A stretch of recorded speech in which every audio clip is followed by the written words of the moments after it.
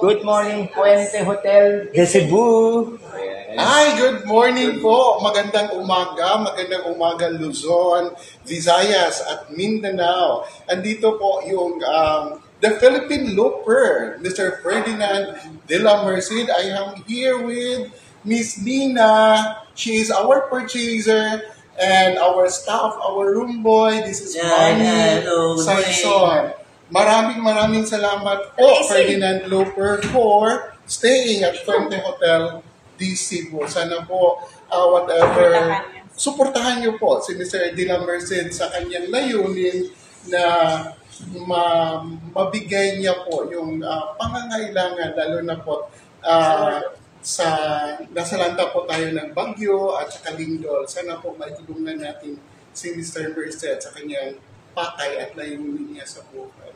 Maraming salamat for staying with us, Mr. Thank you po, Puente Hotel de Cebu. At ang Hotel Puente de Cebu natin, kahapon, nandito tayo kahapon na-invite tayo sa isang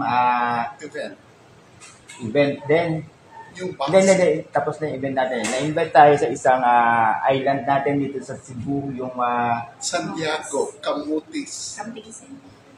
Santiago. Yan sa may Camotes Island, camping site. Yan, invite tayo ron. Dahil nga, may pag-uusap na rin tayo ng LGU natin dito na iikot muna ako dun sa kabila.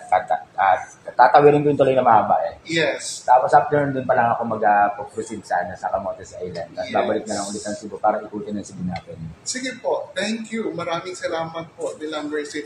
Tapos pupunta din po siya sa Santiago, Camotes site. Yung camping site po na isa sa may-ari ng Puente Hotel de Cebu, and that's Mr. Louie Pajes. So sana po samahan natin po si Mr. de la Merced sa kanyang layunin niya.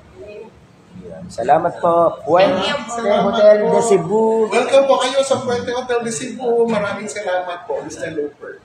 At salamat din sa ating Municipal Councilor ng Argao, Sir Jag Lucero. Thank you, sir.